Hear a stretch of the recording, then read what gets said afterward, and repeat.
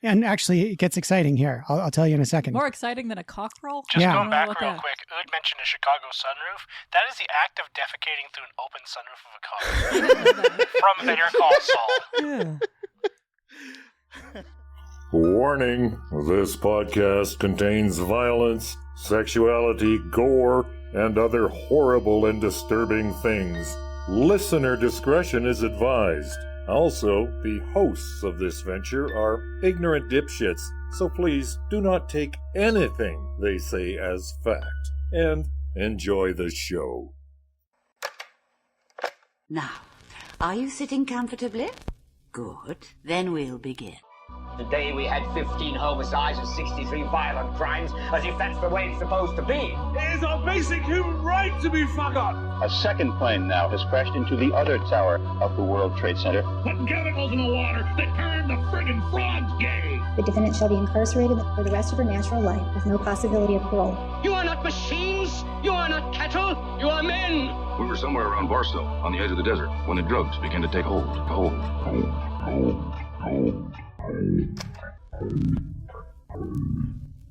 Occultae Veritatis. Hello, occultists, and welcome back to Occultae Veritatis podcast. My name is Leon Filger, along with Sage Murray. Richard Bigley. Ood Gallifrey. The soundboard demon. Don Kessler. And Geo the Void. Today's episode is a collaboration between Richard Bigley and myself. We're both aviation nerds, and this show is all about aviation firsts. We'll start with some French farm animals in a hot air balloon, cruise through the Wright brothers' first flight, swoop past the pedal-powered Gossamer Albatross, and finish off with the Boom supersonic technology demonstrator. This episode's hot, so let's start with something cold. It's time for What's Your Poison? So, what's your poison?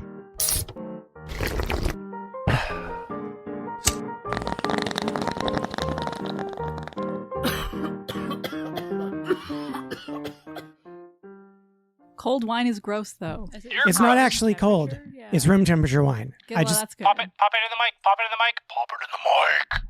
Pop it in the mic. Oh. Nice, Pap. Nice, Pap. Nice. That came beautifully on 4 microphones. I also come beautifully on 4 microphones. Yeah, I've been meaning to talk to you about that. Could you please stop? The wind protectors are getting crunchy. Ew. Mercy buckets. Oh, skeet. To the window. Oh, this is fruit on the mics. On the mic. Tell these bitches crawl. Well, I'll be damned. It tastes like wine. Take my good hand. It's like wine, but without that, like, alcohol sting, you know? Yeah. So, do you know how they, like, de-alcoholize it? I assume that they actually do a fermentation to it, or... Yeah, so it says on the back of the bottle here, this is Ariel's Cabernet Sauvignon. It's 2021. Ariel is the only de-alcoholized wine to win a gold medal against wines with alcohol. Ariel retains all the natural, delicate flavors of wine by using a cold filtration process to remove alcohol. I don't like it. Spoken like a true wine mom. It's true. No alcohol, it's a point. May as well be drinking juice. I'm in the same boat, though, because like wine was gross to begin with, and now it's like, honestly, it's better. It's better without the alcohol. I like it. Of the wines I've had, and it's very few, this is not Baby Duck, and therefore I enjoy it. Oh, gross. Isn't Baby Duck champagne? Baby Duck is whatever. Baby Duck is Baby Duck, okay? It's what you drink in hot tubs when you're 14. It's okay. It tastes kind of like a bitter juice. Yeah, it tastes like a bitter juice. Like, I'll drink it, but I don't like it. Oh my god, guys, Baby Duck isn't champagne because it's not made in the Champagne region of France. It's sparkling wine! We did it! Hey, it is wine. Fuck you. Wow, so rude. I don't know, when I was a Christian schoolboy, I always felt like gleefully naughty whenever I got wine at church. But when I became an adult, it kind of lost its appeal. I'm not a big fan of wine. And this is just like, I don't know, this is just like any other wine. I'm not a big fan. For a non-alcoholic wine, though, and like lately, like since my sobriety, I've been sampling a lot of non-alcoholic wines. Right. This is probably the best.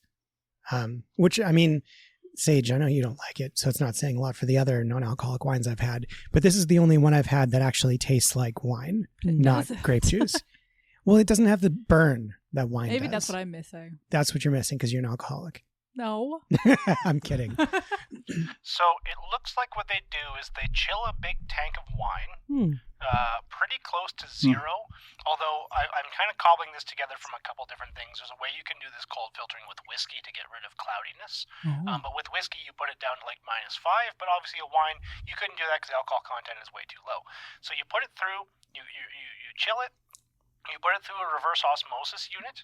The RO will put back out just wine or this dealcoholized wine, and then you get a big storage tank of alcohol and water. Oh, damn. So they can likely also sell that off as a, hand sanitizer. or something like that. Richard Bigley fuel. Oh, and actually the one I'm reading right now is the process from Ariel Vineyards. Oh. There you go. Interesting. Do they say anything else interesting? Finally, before bottling, fresh water is added to the concentrate, creating the finished product. Oh, good. They don't add sewer water. I was worried. Thank God. That's what this is really missing. Yeah. A little bit of gray water. Give me the gray water. Okay. I can no longer see the word tremendous without thinking about Donald Trump, and I hate that. Ariel began to see tremendous growth in the early 90s. The celebrity chef Graham Kerr starred in the hit television show, but not as hit as The Apprentice. No wine has less alcohol than ours. We have the least alcohol. There's no other way you can have less alcohol. I'm rating this 1 neural tube defect out of 17 vitamin Ds. Give you vitamin D. Yeah. Vitamin Dick. We call this series of programs The Secret of Flight. And you might wonder, what's all this secret about? Can't you buy yourself an airliner ticket, drive out to the airport, board the plane, take your seat, fasten your seatbelt, and with roaring engines, off you go. After the plane has climbed to the proper altitude, there comes the voice of the captain through the loudspeakers telling you that you are flying at 20,000 feet altitude with 320 miles per hour, and that the weather is fair ahead and you will have a pleasant flight. Read your favorite magazines, light a cigarette, and probably look out through the window to the wide plains, to the little farms and towns. And you might also have a glimpse through your window of the wing and a few of the engines against some beautiful cloud formations which you see at the far horizon. Well, there's certainly no secret anymore that this slender wing and these 4 powerful engines support an aircraft of more than 100,000 pounds, which connects towns, countries, and even continents with the fastest means of transportation. What was once a dream of the pioneers of aviation 50 years ago became a reality through a scientific and technical development of unforeseen rapidity. But while you are looking out there, something is still mysterious to you. Okay, Richard, take it away. Oh, the year was 1783. In Versailles, France, Joseph Montegolfier loaded a sheep, a duck, and a cockerel into a basket carried aloft by a fabric balloon filled with hot air. Is a cockerel a dog? It's a chicken. Oh. I think it's cool. They threw a duck, a sheep, and a cockerel into a basket into a giant fabric balloon, and like a hot air balloon normally works. And it's kind of cool to me because the duck seems to be like the control group. You know, the duck is like, oh, the thing already flies, so let's put him in a balloon and see what happens. See if he flies more. Yeah, that's right, Richard. 19 September 1783 is a key date in the history of humanity. Ever since Leonardo da Vinci in the 15th century, people have dreamed of flying through the air. In the age of the Enlightenment, it finally happened. The Montgolfier brothers, born in Ardèche in France, began to experiment with lighter-than-air flight in 1782 using a piece of fabric billowed aloft by a fire of wool and damp straw. One of their demonstrations attracted the attention of the Académie Royale de Sciences, which asked them to repeat their experiment in Paris. In 1783, Etienne carried out an initial tethered attempt, which was successful, in which he repeated a second time 7 days before the demonstration in front of the king at Versailles. Unfortunately, the balloon tore open and he had to stitch it back together quickly. The balloon was made of cotton canvas with paper glued onto both sides. It measured 18.75 meters tall by 13.28 meters wide and weighed 400 kilograms. It was named Le Réveillon after Etienne's friend Jean-Baptiste Réveillon, director and of the Royal Manufacturer of Printed Paper, who had designed a motif on a sky blue background decorated with the king's cipher, 2 interweaving L's, linked with decorative elements all in gold. The demonstration was held in front of Louis XVI and other royal family in the palace forecourt, which was packed with curious onlookers. As a precaution, it was decided to use animals for the flight. Now, I'm just going to say that sounds terrible. I mean, like, animals don't give a shit about where they piss and shit when they're on the ground. I don't think they would care anymore if they were in the air. So, I mean, like, imagine being like one of those onlookers looking up. First time you see an animal flying up in this balloon and you just got your mouth agape and suddenly, you know, a sheep just plants one on you. I don't know. I think that sounds like a terrible idea. Sloths go down to the ground to pee and then go back up. Yeah. The first Chicago sunroof in history. I figured out what this wine tastes like. It's erasers. So at the blast of a cannon, 1 p.m., a sheep, a duck, and a cockerel entered the round wicker basket tied to the balloon by a rope.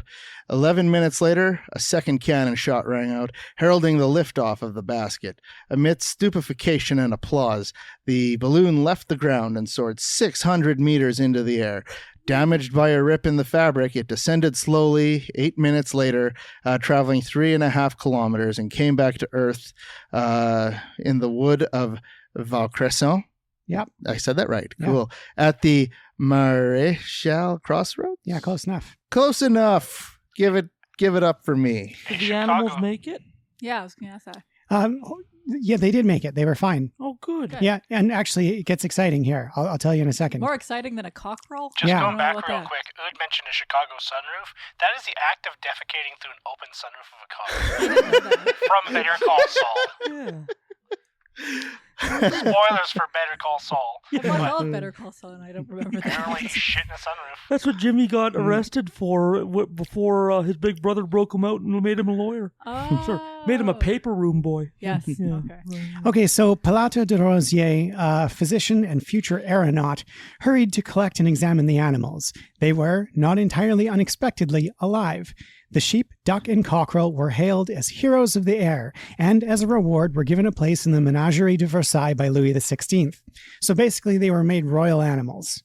Oh, that's awesome.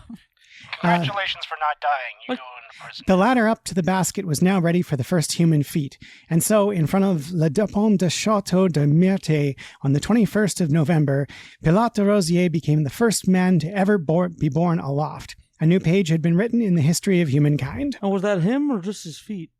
It was him. Oh, awesome. Was he also made into a royal animal? No, he was not. Oh, what a rip. Man, those corgis are treated very well. He's probably jealous. Could you imagine if everyone got put in the zoo?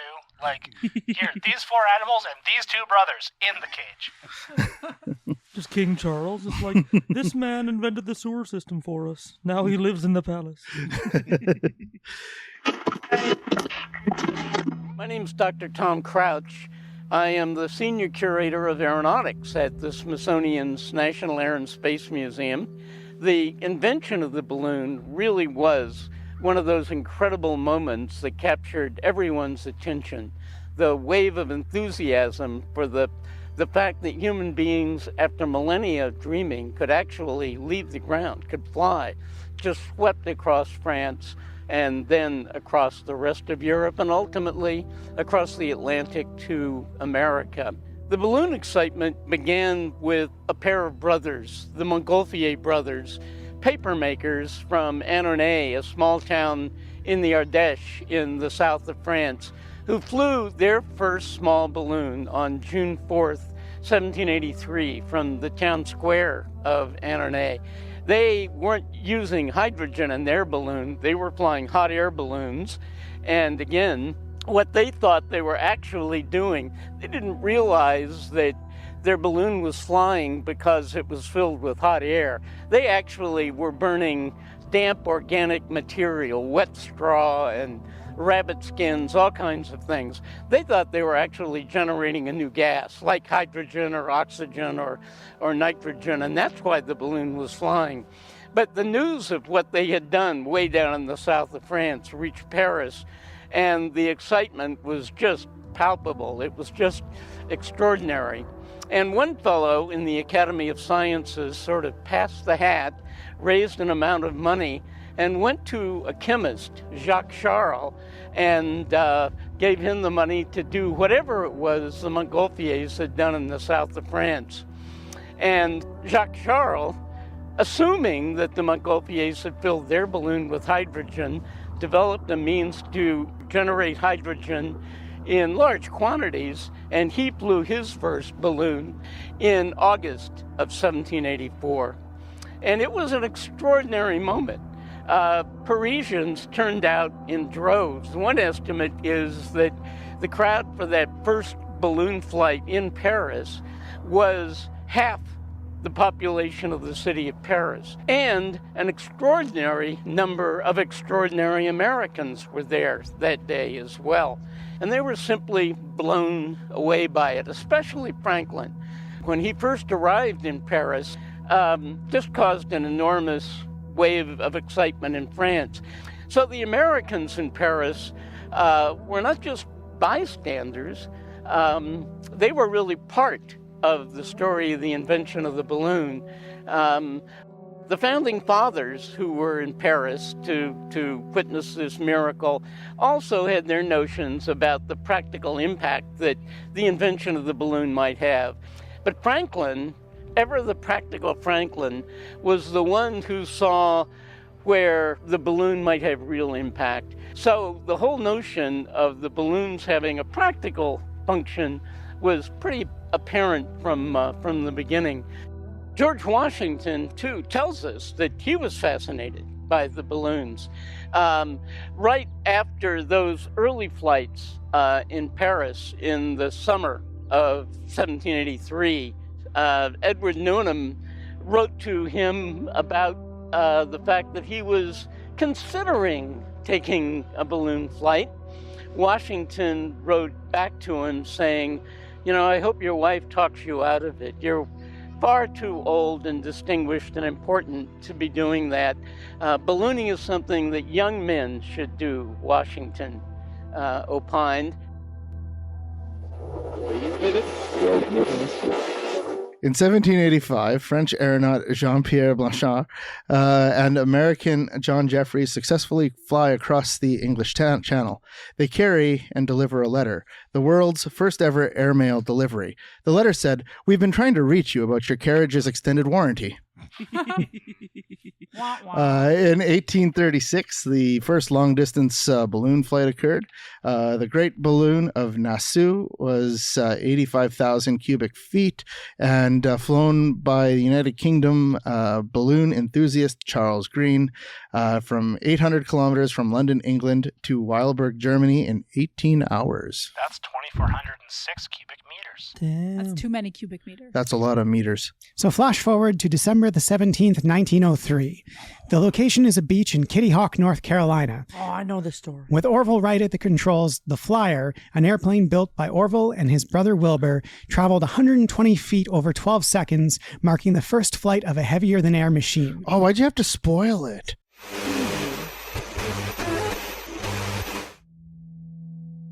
All the basic principles of every modern airplane are embodied in the Wright Flyer. So when you ride on your commercial airplane, you're flying exactly the same way that the Wright brothers pioneered aviation. The Wright brothers got involved with aeronautics in the late 1890s. They knew that the airplane was not one invention, but it was many inventions, all of which had to work in concert for the machine to be successful. Many experimenters thought you could build an inherently stable airplane, just get something in the air that would fly, and then worrying about steering it later. The Wright brothers realized that that wasn't the case. You needed to have a positive control system from the outset. The Wright brothers began their formal aeronautical design work in 1899 with their very first craft, a small little 5-foot wingspan biplane kite, to test their idea for control. And they developed a system called wing warping, where they literally would twist or warp the wings in opposite directions to be able to control the balance of the airplane.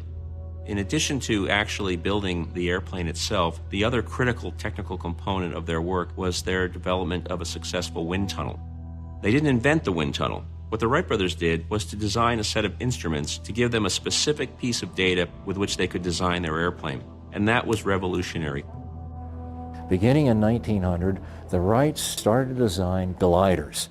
They had the idea that it was important to get up in the air, learn how to fly before putting an engine on their flying machines. And so their first effort in 1900 was to design a glider. And this glider was not very successful. They thought they had done everything properly, and they found that this glider produced only half as much lift as they had calculated. What would you do if you had a glider and it wasn't producing enough lift to get you off the ground? Most likely, you would go back and build one twice as big. And that's what the Wright brothers did. And they came back down to Kitty Hawk in 1901 with a glider that looked very much like this, but essentially twice as large. The 1901 glider, which we don't have a replica of here, still had the same problem. It only produced about 1/3 the amount of lift that they calculated on the basis of the best available aerodynamic data of the day. Now, this was totally frustrating to them, but not for very long. The Wright brothers built a wind tunnel, tested some small little wing models of different shapes, different airfoil shapes, different wing shapes, and so forth. And they acquired what for them was good aerodynamics. And as the most important result from those wind tunnel tests, they were able to design a new glider, which they tested in 1902.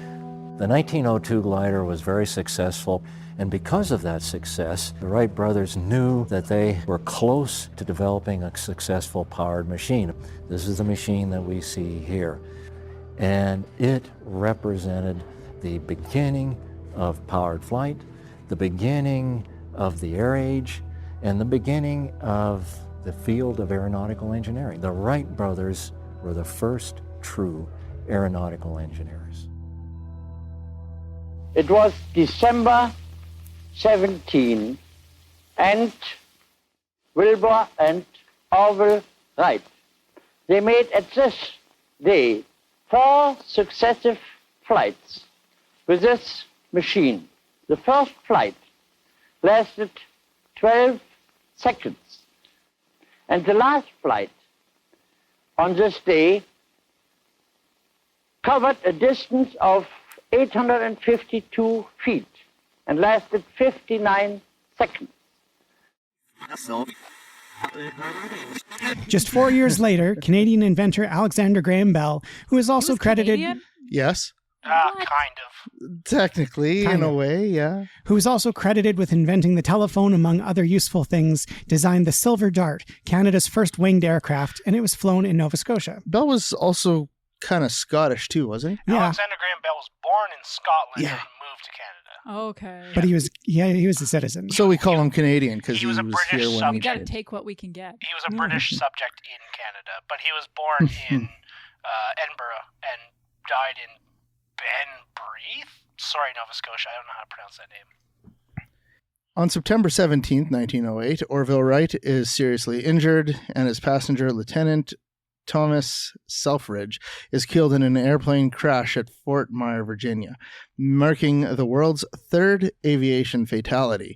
The first and second fatalities occurred in 1785 when a balloon carrying our friend, Dr. de Rosier, and his buddy Pierre Romain crashed their balloon while attempting to cross the English Channel. Oops. Well, in 1791, John Barber had actually patented the first gas turbine. So, like in 1791, they were already like thinking about using gas as like a propulsion, like and then RAF cadet Frank Whittle actually developed what we would kind of consider the more modern jet turbine in 1928. But he showed people this idea of his, and they were like, "So what?" no one cares. This doesn't exist. It's not real. There's no use for it. And so like nobody took it seriously. But then 10 years later, Germany was using it on their aircraft. What's the difference between a gas turbine and a jet turbine? Hold on, we're coming to that. Okay. We should probably talk about Lindbergh. Charles Augustus Lindbergh, born February 4th, 1902 and died August 26, 1974, was an American aviator, military officer, author, inventor, and activist. On May 20th, May 20th and 21 of 1927, he made the first nonstop flight from New York City to Paris, a distance of 5,800 kilometers. Didn't he have his baby stolen? Yes. Yeah. So Lindbergh's aircraft, the Spirit of St. Louis, was designed and built by the Ryan Aircraft Company specifically to compete for the Orteig Prize for the first flight between the two cities. Although not the first transatlantic flight, it was the first solo transatlantic flight and the longest at the time by nearly 3,200 kilometers. It became known as one of the most consequential flights in history and ushered in a new era of air transportation between parts of the globe. The first transatlantic flight was made in 1919 by John Alcock and Arthur Brown in a modified First World War Vickers Vimy bomber from St. John's, Newfoundland to Clifton, Ireland. In April of 1939, the German aircraft company Messerschmitt began to design what would become the Me-262 Swallow, the world's first production jet aircraft. Swallow your production. I'll swallow your German production. It made its maiden flight on 18 April 1941 with a piston engine and the first jet-powered flight on 18 July 1942. Progress was delayed by problems with the engines, metallurgy, and interference from Luftwaffe Chief Hermann Göring and Adolf Hitler. The German leader demanded that the Me-262, conceived as a defense interceptor, be redesigned as a ground attack and bomber aircraft. The aircraft became operational with the Luftwaffe in mid-1944. The Me-262 is faster and more heavily armed than any Allied fighter, including the British jet-powered Gloster Meteor. The Allies countered by attacking the aircraft on the ground during takeoff and landing. Yeah, that's an aspect of the World Wars that isn't much told, is like aviation development was in almost as hot pursuit as all the other developments. Like it was almost developing as much as nuclear arms. Philger had also talked about the Gloster Meteor. And it's actually interesting because the Meteor had been used in frontline operations up till about 1977. So like started in the Second World War, but they still used it well into the late 70s. I think Ecuador was the last country to finally retire the Meteor. So anyway, one of the most advanced World War II combat aircraft, the Me-262, operated as a light bomber, reconnaissance, and experimental night fighter. The Me-262 proved an effective dogfighter against Allied fighters. German pilots claim that the 542 Allied aircraft were shot down. The aircraft had reliability problems because of strategic materials shortages and design compromises with its Junkers Jumo 004 axial flow turbojet engines. Also, it was flown by fucking Nazis. So there. That'll do it. Yeah.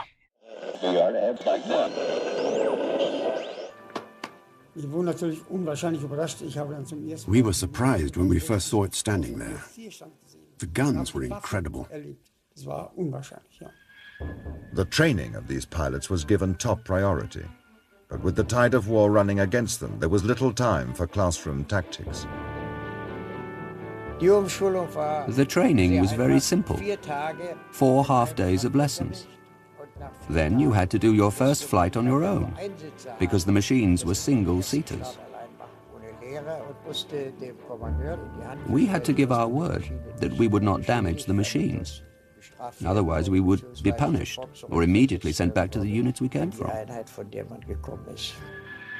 With that warning uppermost in their minds, even for these experienced pilots, the first flights were always nerve-wracking. The sergeant who was on the wing explained to me the interior of the plane, and especially what to look out for. For example, the gas for the engine was only stepped up very slowly. Otherwise, the engine would stall. The turbine engine had to get used to the speed very slowly, so one had to be very careful there. Once in the air, the experience of flying an Me-262 surpassed all their expectations. For any pilot passionate about flying, it was a most extraordinary experience, especially so because the roaring engine was not in front of your nose. All the noise was behind you. It was a wonderful feeling.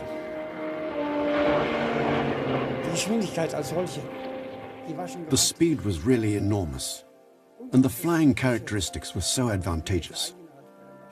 You actually had a sense of confidence in that machine. Although the German pilots would praise the takeoff and speed of the plane, it was the landing that gave them problems. In a 109 plane, one could just switch off the engine and drift down slowly. But in this plane, it wasn't possible at all.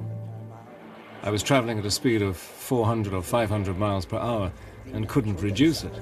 The plane just wouldn't descend. I looked at the altitude meter and had to fly in circles until I finally reached an altitude of 3,000 feet, then asked for permission to land. I lowered the landing gear and slowly approached the runway. Finally, I was able to land safely and was greatly relieved. In contrast to my usual takeoff and landings, I was completely soaked with sweat.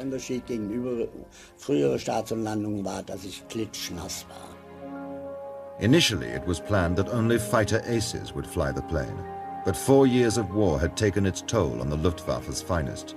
So, regular pilots, some with as little as 10 hours flying experience, were drafted in.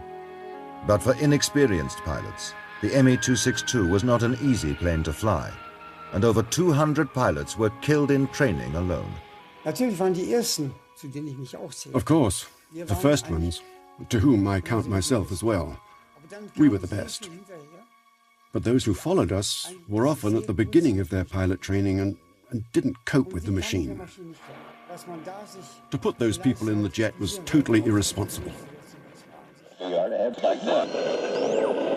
It should be noted that while the Me-262 was the first production jet aircraft, it was not actually the world's first jet aircraft. That distinction belongs to the Henkel HE-178. 178 was an experimental aircraft designed and produced by German aircraft manufacturer Henkel. It was developed to test the jet propulsion concept devised by the German engineer Hans von Owen during the mid-1930s. Having secured the industrial support of Ernst Henkel, von Owen was able to demonstrate a working turbojet engine, the Henkel HES-1, in September of 1937. Henkel pursued development of the HE-178 as a private venture, independent of the German authorities and the Luftwaffe, keeping the aircraft relatively secret for much of its development. Is that the same Henkel as the knife people? I don't know. Interesting. Demon, Google that for us. I'm on it. All right. Well, there are like weird originations for certain products and companies. And well, there's like the vibrator and then like jet engines or something. Like made by like the Hitachi. same company. Hitachi. Like magic wands and excavating equipment. Yeah. Same store. Like General Electric makes light bulbs and jet engines. Yeah. It looks like it is not because they are spelled very different. Zwilling J.A. Henkels is the one that makes knives, and Heinkel is Heinkel's Flugzeugwerke, or Henkel Aircraft's Flugzeug, flying thing. Werke. Literally translates to flying thing. Yeah. So completely different. One's made by Ernst Henkel. The other one is some guy called Henkel. The more you know. Yes, thanks for clearing It's that up. Smith and Smythe. Aren't planes like flying buses or something? What? Like, isn't that the German word for plane? Is like flying bus? No, it's flying thing. Like Zug flying is thing. fly. Okay. Flugzeug, flying thing. Flug, fly, Zug thing. Yeah. It's also something that was said in one of the early Warcraft games. Flugzeug. So, on August 27th, 1939, the aircraft performed its maiden flight only days before Germany invaded Poland. Fucking Nazis. Fucking Nazis. This flight, piloted by Erich Varsitz, lasted only 6 minutes and almost ended in near disaster due to a misjudgment during the unpowered landing approach, but had successfully recovered. And the interesting thing about that unpowered landing approach is that the engine they developed was not throttleable, so it only had one setting on. great. So for takeoff and flight, you turned it on and it propelled. But in order to land and to get down to a safe landing speed, they had to cut the engine entirely and glide. And it was not a terribly efficient glider. Sounds not very safe. Leave it to fucking Nazis to think of something and then just fly it directly into the ground. Yeah.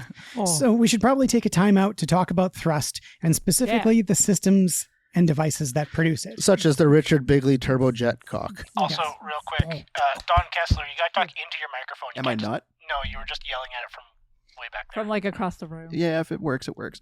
It didn't, though. But that's why I'm telling you to talk into your damn microphone. Okay, so first, the internal combustion engine. We all know how these work. Each piston cycle has 4 phases. Intake, where fuel and air are introduced into the combustion chamber.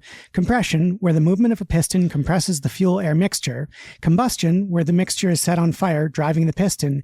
And exhaust, where the results of the combustion are vented out of the chamber. Also Simple known stuff. as suck, squeeze, bang, blow. Suck, squeeze, bang, blow. Suck, squeeze, bang, blow. Suck, squeeze, bang, blow. Gas it up and off you go. Suck, squeeze, bang, blow. A jet engine uses the same 4 phases, but does so in a more linear fashion. Allow me to explain. First, intake, where a fan sucks air into the front of the engine. Compression, where compressor blades squeeze the air into the engine's core. Combustion, where jet fuel is added to the compressed air and ignited. And then exhaust, where the hot exhaust gases exit out the back of the engine, turning the turbine as it does so. The rotating turbine is connected to a compressor via a shaft, and the hot exhaust gases drive the fan that sucks air into the front. Pure turbojet engines skip the intake fan and proceed directly to the compressor, while turbofan engines use a fan with varying degrees of air bypassing the engine's core.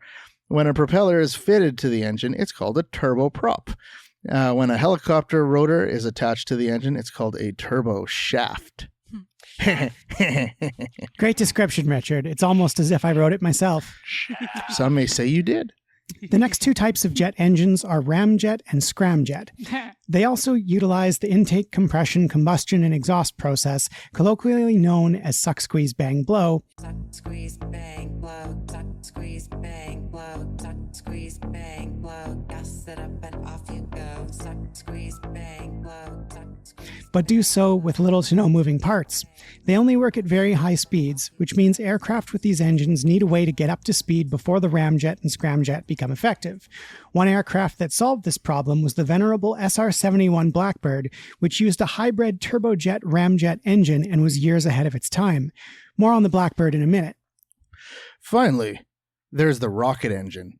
In a rocket engine, a propellant and an oxidizer are mixed and ignited, and the ensuing explosion is directed out the ass end of the rocket via a bell-shaped nozzle. Flashback to one of Leon's Spicy Connections episodes where they talked about rocket exhaust, and then after the episode where the hot sauce made me feel like I could lift off to orbit off of the toilet bowl. Gross. On October the 14th, 1947, the Bell X-1 became the first airplane to fly faster than the speed of sound. Piloted by U.S. Air Force Captain Charles E. Chuck Yeager, the X-1 reached a speed of 1,127 kilometers, or 700 miles per hour, Mach 1.06, at an altitude of 43,000 feet. Yeager named the airplane Glamorous Glennis in tribute to his wife. Aww. And it had a quad bussy, as I'm putting on the screen right now. Yeah. Quad bussy. It does have a quad bussy. It's kind of a dumpy looking plane. Wait, a plane pussy's just a plussy? Plussy? A plussy. Plussy. It really looks unremarkable, though, doesn't it? It's a little caked up, though. It's pretty thick. Air launched at an altitude of 7,000 meters, or 23,000 feet, from the bomb bay of a Boeing B-29. The X-1 used its rocket engine to climb to its test altitude. It's Mumbai now. It flew a total of 78 times, and on March 26, 1948, with Yeager at the controls, it attained a speed of 1,540 kilometers, or 957 miles per hour, or Mach 1.45, at an altitude of 21,900 meters, or 71 1,900 feet. This was the highest velocity and altitude reached by a manned airplane up to that time. Chuck Yeager was a distinguished fighter pilot, but he was relatively new to flight testing. It's early morning at Muroc. The B-29 with 6062 slung tightly against its belly is taxied into position for fueling. 600 gallons of water alcohol mixture and liquid oxygen are pumped aboard the X-1. It's a volatile combination. Bob Cardenas prepares for the takeoff. My only problem I faced was on takeoff. I could not lift the nose wheel of the airplane more than about 11 inches off the ground without scraping the tail of the X-1. And of course, if you scrape the tail of the X-1 with the volatile fuel you had on board, there might be a problem. The goal was to advance our Mach number every flight, go faster. That particular day was to go, we didn't know we were going to get above Mach 1. Number one, we didn't know if we could or not. So we had gotten out to about 0.94 or 95 Mach number on the previous flight, and we said, well, maybe we can squeeze it out to about 9.6 or 9.7. By now, the extremely low temperature of the fuel in the X-1 would have cold-soaked the airplane. When Chuck Yeager climbed into the cockpit, it would be like entering an icebox. But today he had extra discomfort. Late the previous evening, he'd gone horseback riding in the desert with his wife Glennis. It was getting dark. We'd gone out this gate. We were coming back, and I was in the lead running, and somebody closed the gate. The horse hit the fence and flipped off, and it threw me through the air, and I had landed on my right side and busted a couple of ribs. And it hurt, yes. When you went down this ladder and had to hump over, bend double, and slide in this door, it was really painful. Yeager went through the pre-flight check procedures and waited for the B-29 to reach drop altitude. Finally, up around above 20,000 feet or so, I could control my acceleration rate by angle of climb. If I wanted to go rather slow, I could steepen it up and just barely accelerate, or drop the nose and pick up speed fast. And I was sitting there at about 9.55, 9.6 indicated, just getting ready to say, and the Mach meter jumped off the scale. When it did, all the buffeting stopped because then it's supersonic flow over the whole airplane. And it came as a complete surprise. And the old nose started dropping on the airplane, so I rolled in a little leading edge down on the horizontal stabilizer to keep the nose up. And it's a piece of cake. Yeah. And we held it out there for about 20 seconds. And then I turned off the 3 chambers and decelerated back through, and I got the Mach meter jumped back to 9.6. And that's what happened. As the shock wave passed over the pitot head, then we got true Mach number indicated then, and we it went supersonic. We made the sonic boom. The shock wave was formed on the airplane. Chuck, of course, landed out on a dry lake bed. And when you consider what he did, a phenomenal feat that he did, there were no bands to meet him, no media, no television, of course, nothing. He was just out. We had to send a Jeep out there to tow the plane in, and he rode back on the wing of the X-1.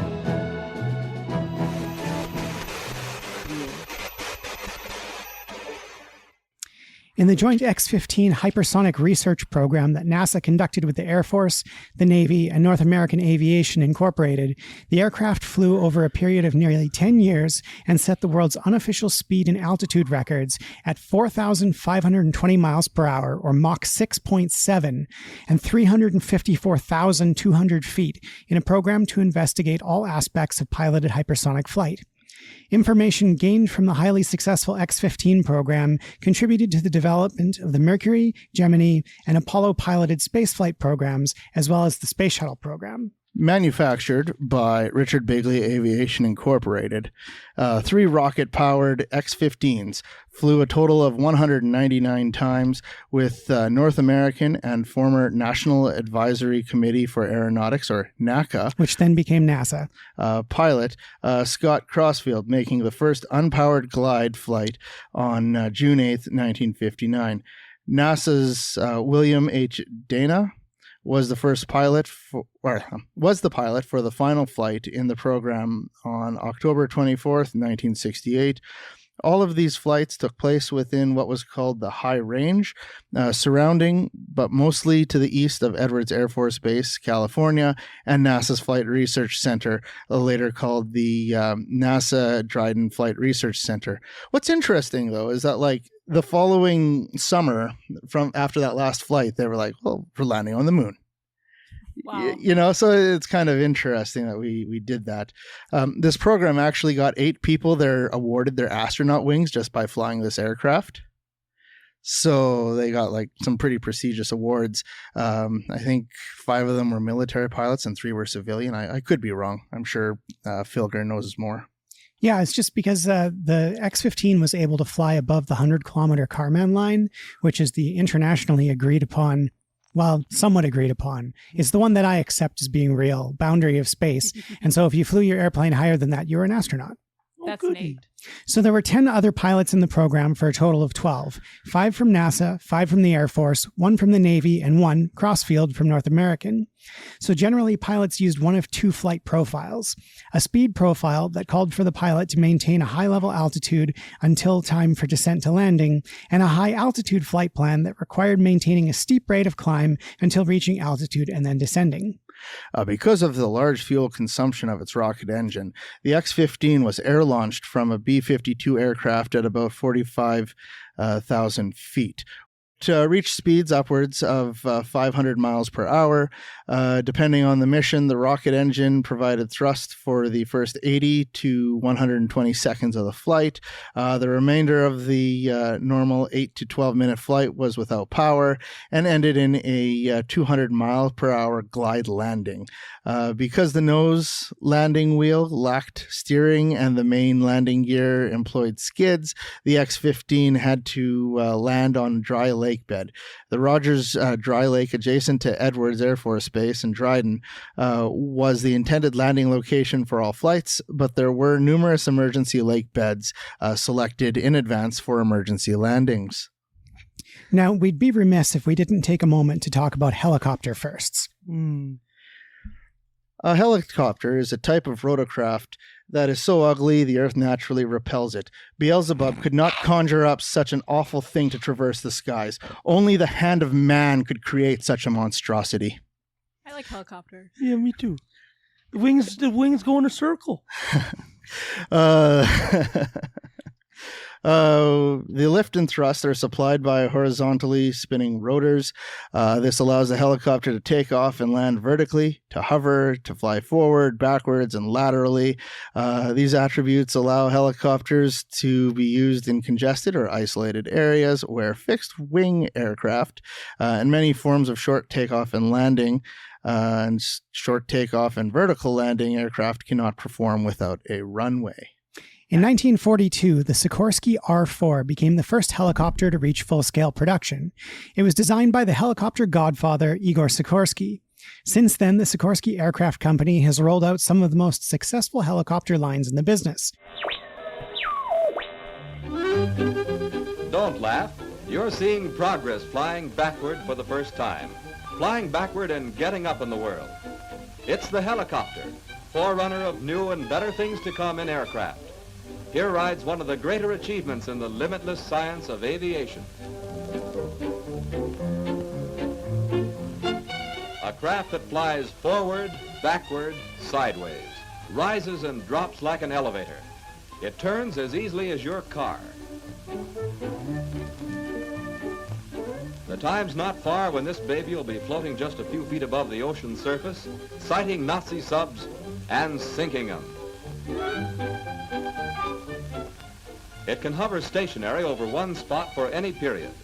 Those rotors just keep going and the helicopter stands still. Yes, sir, and it knows a good parking spot when it sees it. Wouldn't you like to drop your buggy into that tough parking space? This edition picks its spot and drops right in. Well, here we go again. Up with a potential rate of climb of nearly 1,000 feet a minute. This helicopter can rise to a ceiling of better than 15,000 feet with only a 165 horsepower engine.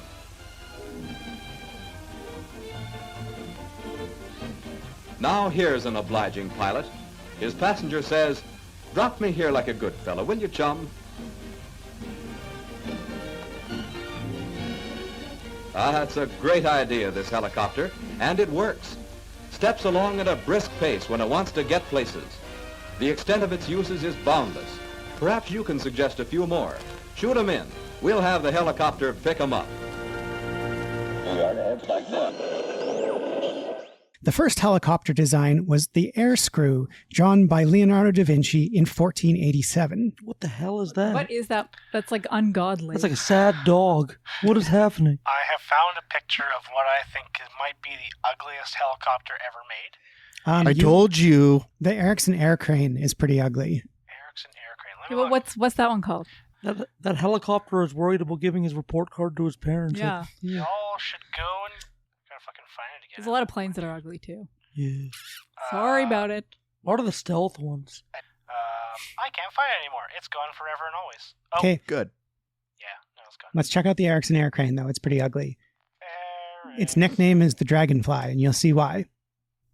This is the Sikorsky Yeah. S64.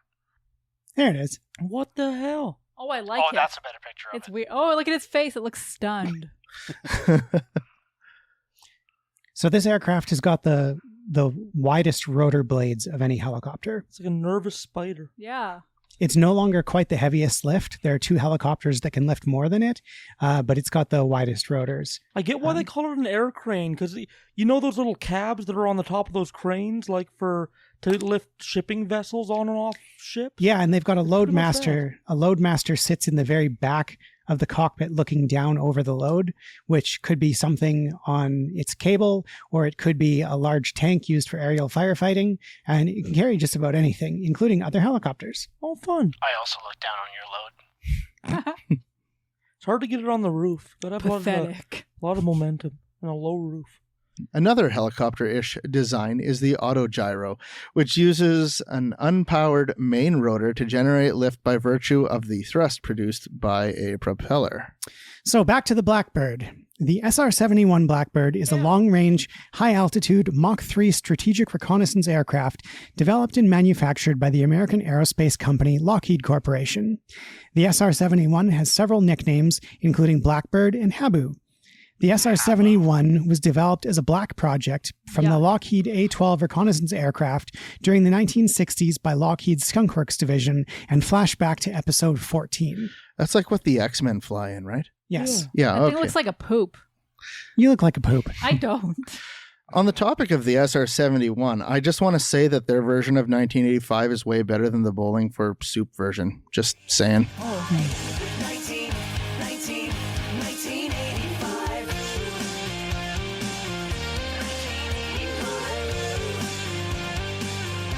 Mission equipment for the plane's aerial reconnaissance role included signals, intelligence sensors, side-looking airborne radar, and a camera.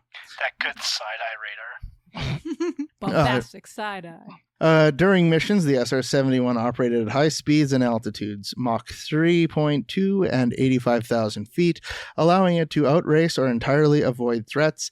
If a surface-to-air missile launch was detected, the standard evasive action was simply to accelerate faster than the missile. An average, each SR-71 would fly once per week due to the extended turnaround required after mission recovery. A total of 32 aircraft were built, 12 were lost in accidents, with none lost to enemy action. September 1st, 1974, USAF Blackbird number 972, flown by Major James Sullivan and Major Noel Whitfield, crushes the world record for a transatlantic flight. They flew from New York City to London in an hour and 54 minutes and 56 seconds at an average speed of 2,908 kilometers per hour. This time could have been less, but the Blackbird was forced to slow down multiple times to engage in aerial refueling. By comparison, Charles Lindbergh's nonstop transatlantic flight took 33 and a half hours, and he never slowed down. But that was like good time in his day. Eh? Yeah. Damn. Well, it was the only time. It was the only time. Right.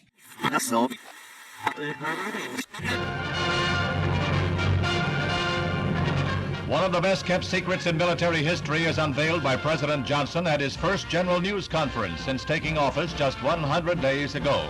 His startling announcement is that after 5 years, the U.S. has developed a jet high-altitude interceptor capable of flying long distances at 2,000 miles an hour, 3 times the speed of sound. The United States has successfully developed an advanced experimental jet aircraft, the A-11, which has been tested in sustained flight at more than 2,000 miles an hour and at altitudes in excess of 70,000 feet. The performance of the A-11 far exceeds that of any other aircraft in the world today. The development of this aircraft has been made possible by major advances in aircraft technology of great significance for both military and commercial applications. Shortly after you built the U-2, you knew eventually it was going to be shot down, and that was the seed that created you starting to think about the SR-71. We knew that in overflying Russia for 4 years that they were making important advances in radar and missiles. And so in 1958, tried to make a follow-on airplane, which became finally the SR-71, to fly higher and 4 times as fast. Now, the SR-71 is one huge flying fuel tank, carries a great deal of fuel, and carries a pilot and a radar operator. We come here to the nacelle that holds the Pratt & Whitney J58 engine, the only one of its kind in the world. It is designed on a principle that it works as an ordinary turbojet engine up until about 1,600 miles an hour. Then at that speed, it shifts its actual cycle and becomes a ramjet, where the afterburner is providing practically all of the thrust from the engine. 35% of the thrust pushing the airplane comes from that tail ejector. That was a very difficult design job because the temperature of the air that comes out of the engine is running around 3,500 degrees Fahrenheit. And that's enough to melt any of the metals we use, were it not for the fact we mix the outer perimeter of the jet with air, which we draw in through those open vents that you see. We have here the inlet to the engine, and this is what we call a spike. That element is moved fore and aft automatically, so that we position the shock wave so that it hits on the leading edge of the cowl, and we get the maximum amount of what we call ram from the air at high speeds. That spike has to have an operating force at times of over 30,000 pounds, so you can see that how much load develops on the spike. It is made of high-temperature plastic, and the very tip, of course, is titanium. On August 31st, 1977, test pilot Mikhail Komarov climbed into a MiG-25RB Foxbat. I think RB stands for Richard Bigley. It seems to be a theme here. Clearly. Yeah. That had been specifically re-engineered with the monster... Sorry, I just looked it up and it's dumb. With fuck. R-15 BF2 300 turbojet engine and proceeded to smash the altitude record for a jet aircraft under its own power after performing a supersonic zoom climb to an incredible 123,520 feet above Podmoskovaya, USSR. Yeah, it's pretty fucking close, buddy. Okay, what does it look like? I don't know. I've posted a picture of it up on the screen. It kind of, imagine an old-timey person with those hearing horns going, what? Yeah. What? I think it looks like it's wearing giant 80s shoulder pads. Yeah. So it's basically 2 turbojet engines with wings and a tail mounted on it. Like, this thing is all engine. It looks like a van with 2 like shaker AC units out either window. It's like that guy that carries a boombox on his shoulder, except he's carrying 2 boomboxes. And they are the shoulders. Yeah. So on June 12th, 1979, the Gossamer Albatross became the first fully human-powered aircraft to cross the English Channel. Sorry, it looks like a transformer that is not quite fully transformed yet. He's stuck in between. Yes. The 70-pound aircraft completed the 26-mile flight in 2 hours and 49 minutes, clinching the second prestigious Kremer Prize for Dr. Paul McCready. Oh. A follow-up to 1977's Kremer Prize-winning Gossamer Condor, the first sustained controlled human-powered flight. The Albatross came about 2 years after of human-powered flight experiments. The main differences between the 2 aircraft were reduced wing area and shorter wing chord on the Albatross, along with the switch from an aluminum main structure to a carbon fiber reinforced plastic. The initial construction and load testing of the Albatross components was particularly interesting, since carbon fiber was at that time a somewhat exotic material and there was very little practical knowledge of how to craft parts out of it, said Albatross pilot Brian Allen. There was a lot of camaraderie in the team, amusing stories of past experiences, and a fair amount of brainstorming about how to better solve particular problems on the airplanes and come up with better and lighter and more reliable solutions. Albatross test flights began in the summer of 1978. Early flights at Schaffner Airport near Bakersfield, California yielded positive results. However, flying near the ocean at Long Beach proved more challenging, with a series of malfunctions requiring repairs and improvements. Eventually, the Albatross became able to make 15-minute flights, twice the length of previous attempts.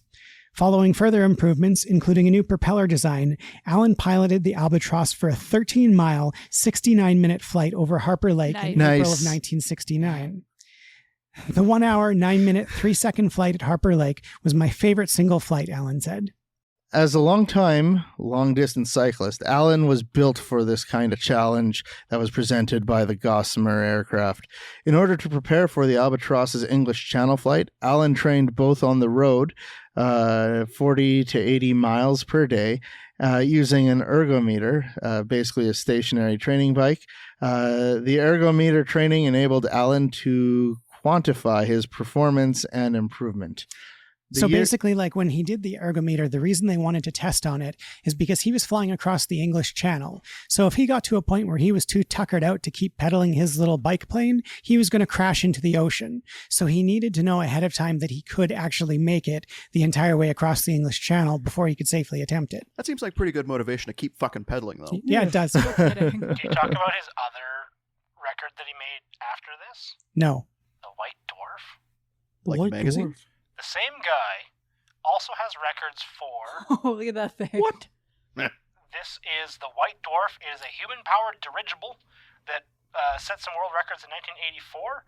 It had the record for... Where the fuck do you go? The longest distance of a dirigible by a person for 93 kilometers, and it took him 8 hours and 50 minutes. And the dirigible looks like a little hot air balloon. No, a little blimp. It's a little tail of sperm. Yeah, Yes, sperm. It's a tail of sperm that he has the little bike sit underneath. The years of development and months of training came to a head very early on the morning of June 12, 1979. The media began to gather around Paul McCready at around 2:30 a.m., where the Albatross was being assembled in the dark. Without hesitation, Paul calmly and slowly explained the process of the preparations. According to Allen, he said that shortly the plane would take off and fly from England to France. There was no drama or uncertainty. Paul always had a fundamental grasp of what was possible and what was not. And just before 6 a.m., with Allen pedaling at the rehearsed 75 revolutions per minute, the Albatross lifted off a makeshift runway at the Warrens near Folkestone, Kent, and headed out over the English Channel. Due to unexpected headwinds, the flight took 49 minutes longer than planned. Wow. Without adequate water later in the flight, Allen suffered leg cramps from dehydration. In the end, the Gossamer Albatross made it to France, flying at an average altitude of 5 feet. Oh, just skimming across the water. And the aircraft is now on display at Seattle's Museum of Flight, where Leon Filger photographed it 15 years ago while on vacation. Did you mention its top speed was 29 kilometers an hour? That's not very fast. It's not very fast, and 5 feet above the waves. Yeah. You could almost troll for fish. Yep. Tickled by a pike. Could you imagine going to the beach and like somebody has 2 or 3 of these things? Yeah, it's annoying. Like every day to go to work, you gotta go pedal your bike at exactly 70 RPM to go 30 kilometers an hour. 5 feet off the ground. You hope there's not traffic or you'll die. Especially because you're 90 feet wide. Oh, shit. Roger. It is 5:51 a.m. What a run! At a ground speed of nearly 10 miles per hour, closely attended by his teammates and Zodiacs off each wing, he follows a course southeast to the French coast at Cap Grenet. We wonder if you see us about 5 miles southeast of Folkestone on the radar.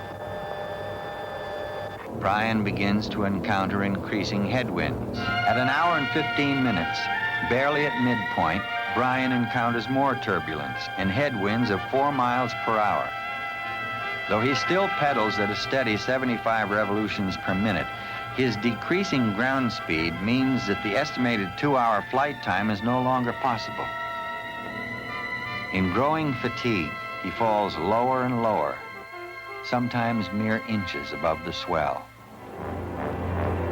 Altitude 25, get it up. Sam from control, what do you estimate Brian's condition? He's tired, but he might be able to hang on. I don't think he wants to quit. After an hour and 45 minutes, still more than 7 miles from France, he signals defeat. He can go no farther. He must be towed the rest of the way. Obediently, one of the Zodiacs closes in, ready to attach a fishing rod to the fuselage for the tow. But as Brian struggles upward to allow the Zodiac to come underneath, he suddenly waves off his rescuers. At 15 feet, he has found less turbulence, decides to push on.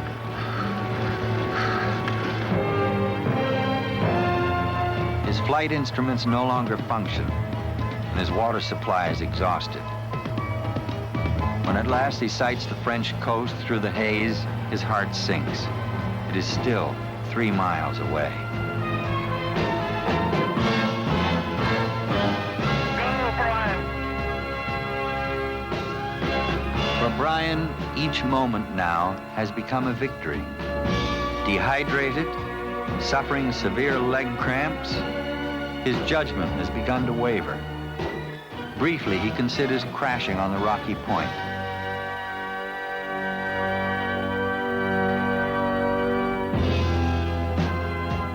Instead, he fights to save the Albatross from the turbulence that claws at it and nearly wrecks it a few feet offshore.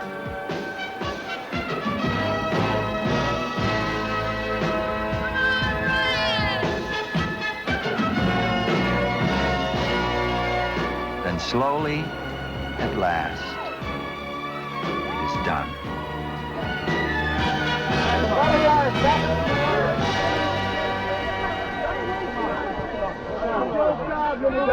Hey, Brian. Get away from Let's back him up, okay, but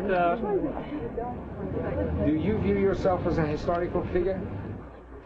I know I view myself as pretty tired. Brian Allen, Paul McCready, and all their talented team have won their triumph. But it's also ours.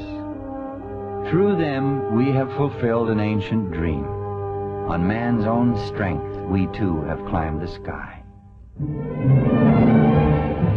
an untrusting world in which technology and all its benefits sometimes seem to have deceived us, they have given us something for which no use is known, a delight we had almost forgotten. Like children, we too have played with the wind. For a few rare moments, we again have looked at our world with the eyes of innocence.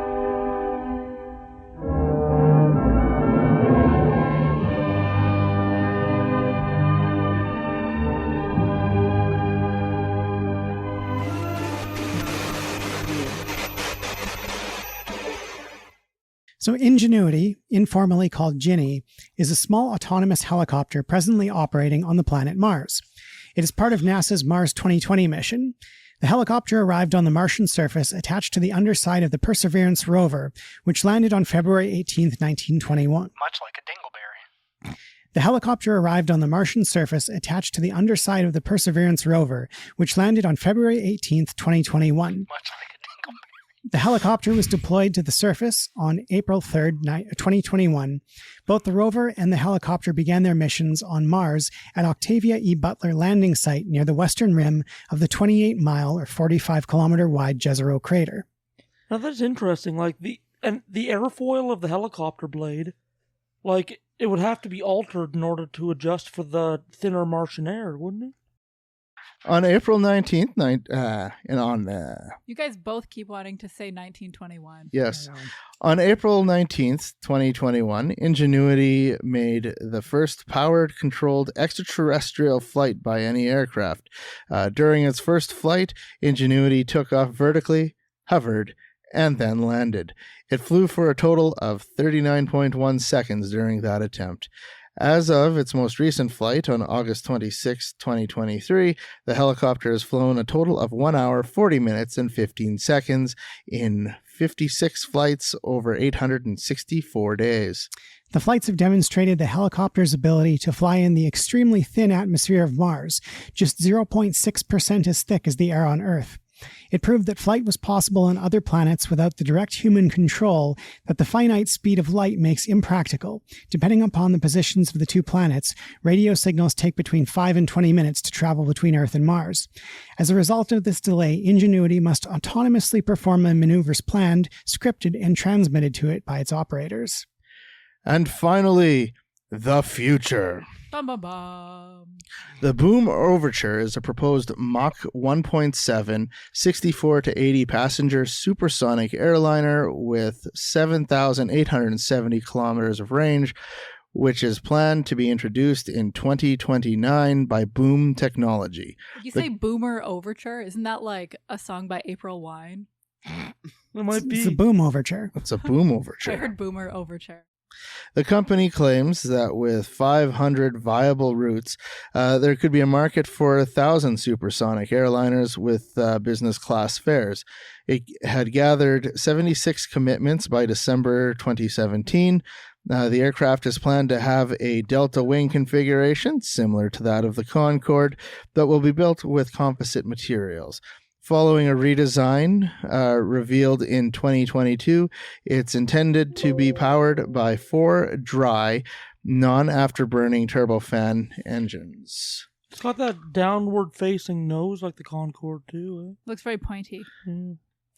On June 3, 2021, United Airlines announced that they had signed an agreement to purchase 15 Overture aircraft with an additional 35 options, expecting to start passenger flights by 2029. On August 16, 2022, American Airlines announced an agreement to purchase 20 Overture aircraft with an additional 40 options. Whether Boom is able to keep to this aggressive schedule is yet to be seen, but last month they started high-speed taxiing tests with a scaled-down version of the aircraft. So that is our little collection of aviation milestones. Cool. We've almost certainly omitted something. And in fact, I can really think of some things now, like, for example, the Tupolev 144 and the Concorde, which were both supersonic airliners. We really didn't touch on supersonic passenger flight. Other things I found was like the MBE-1, which was like the first electric manned aircraft. There was also the Solar Impulse 2, which was the first solar-powered aircraft to circumnavigate the Earth, as well as Alice, the first electric passenger plane that can fly 9 passengers. What? Yeah, we left all of that out for some reason. I don't know. Leon, we are shocked. And remember, folks, as the fact sphere tells us, the first commercial airline took flight in 1914. There Everyone you go. involved screamed the entire way. Oh, I bet. Thank you very much for listening to our show. For Occultae Veritatis podcast, my name is Leon Filger, along with Sage Murray, Richard Bigley, Ood Gallifrey, the soundboard demon. And remember, folks, if you're feeling left out, Amelia Earhart had a co-pilot. Oh, yeah. I feel left out too. I'm Don Kessler. and Geo the Void is the Void. Is the Void. Good night. Love you, bye. So what you think of my additions? Were they suitable, acceptable? I liked how it made Leon Felger go, ugh, every time. Yeah, that was fun.